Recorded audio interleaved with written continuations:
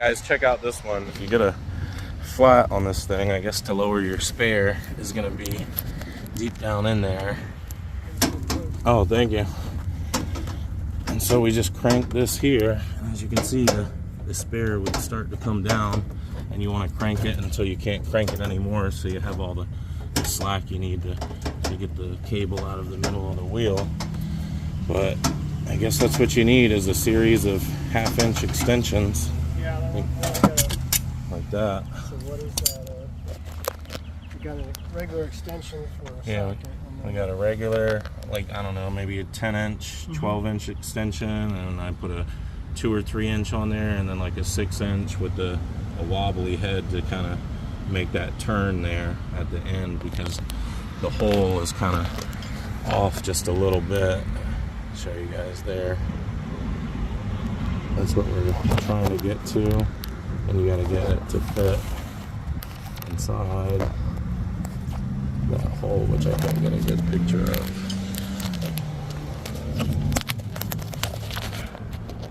You got to get it inside there to kind of mount into that right there, if you can see it at all. It's not the easiest to zoom in on with the lighting and everything, but it's a little offset because of the mud flap and everything. To get it lowered down, you're gonna have to get under here and kind of push up and push this thing through. Maybe I should have came in on the side without the muffler or the exhaust. Oh. Okay, so it has that screw off type right there. So we gotta unscrew this right here now. Like that. And then it has like a bicycle brake cable right here that we gotta kind of maneuver out, and then we can pull the wheel out.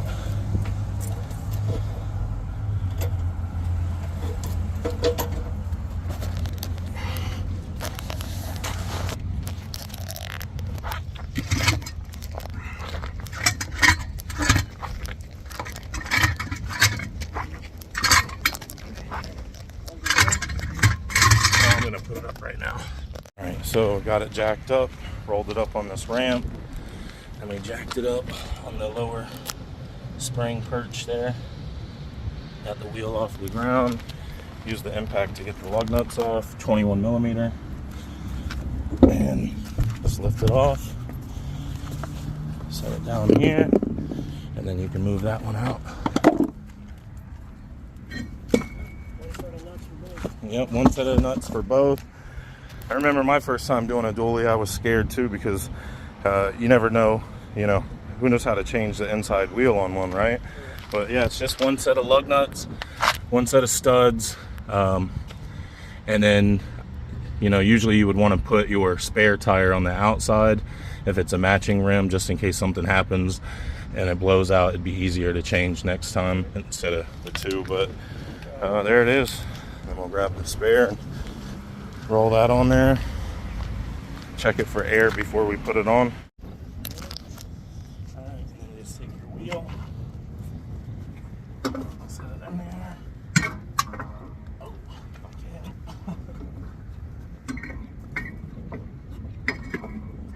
Slide it in, facing it, just like that.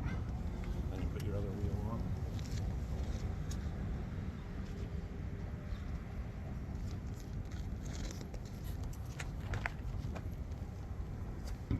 Lighter. And start all your lug nuts by hand.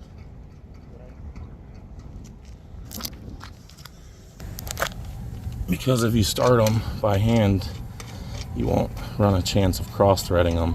If you're screwing these on and it goes like a thread and stops, then you know you got something wrong. Pull it off, clean the thread inside the lug nut or on the stud, then put it back on. They should all screw on nice and easy. And then when you tighten them, you can start on any lug nut you want, doesn't matter.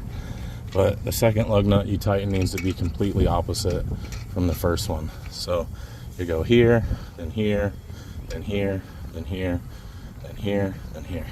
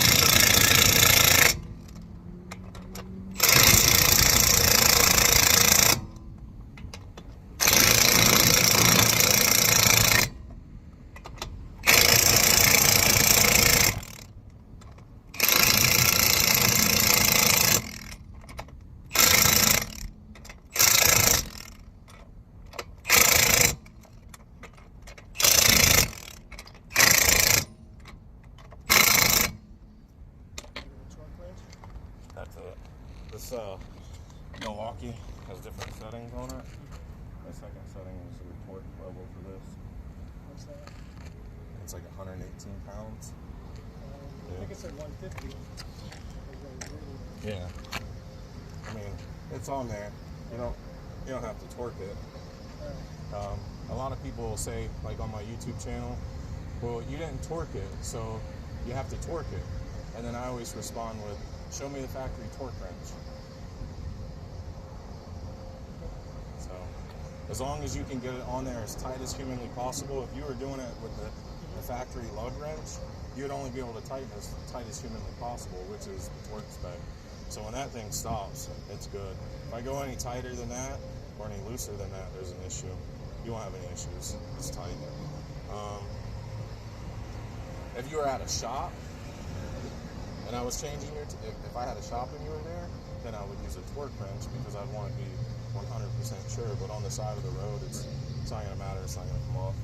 Yeah, no. I did that for a while too with the torque wrench because people were, oh, you got to torque it. I did the torque wrench out and never moved. No. And I was like, I'm done. I was watching you do it. It's obviously on there tight. Yeah.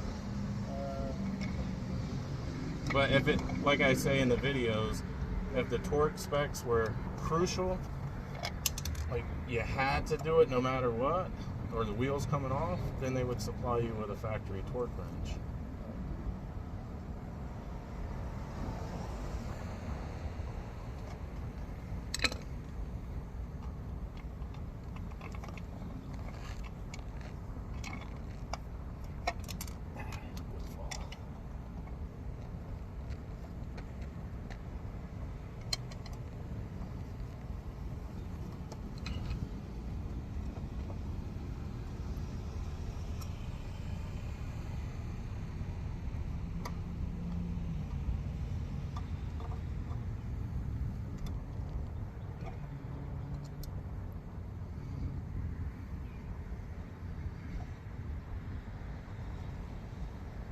I would definitely put anti-seize on those because your wheel's aluminum and the screws are steel.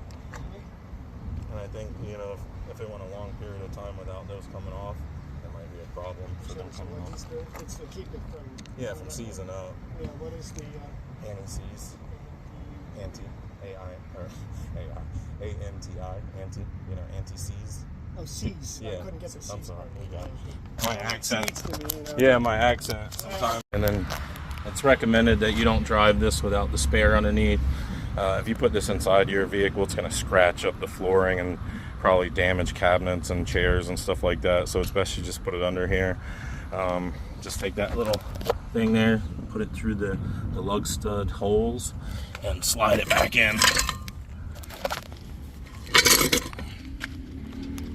Oh, if I could kiss it. And once you get the wheel back in there, put your little bicycle brake lock cable back where it goes.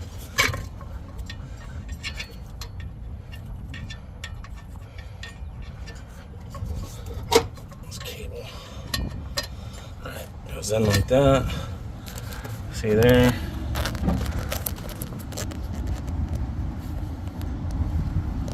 Okay, and then that collar slides down on top of it so it won't come off.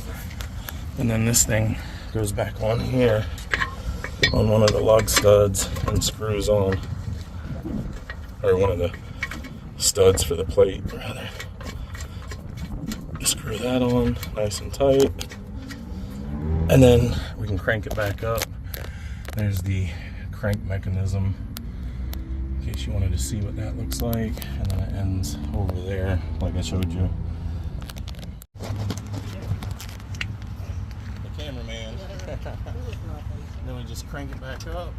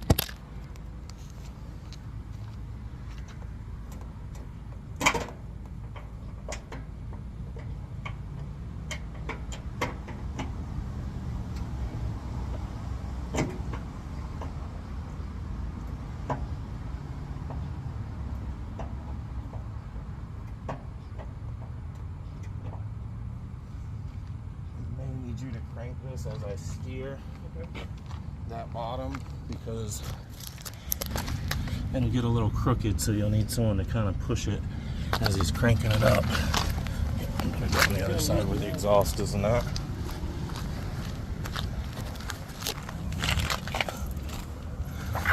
Okay. You just kind of want to hold it like this, so that way when the other person, if you're lucky enough to have another person, cranks it up, it'll go up nice and straight. Yeah, it's going up slowly, but it's going up. It doesn't fit in there really good. You got to push in as you're cranking, I think, because the little BB things that are at the end of it, or the flare.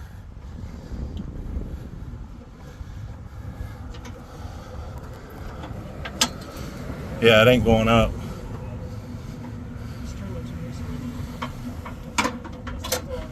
All right, I'm gonna come out.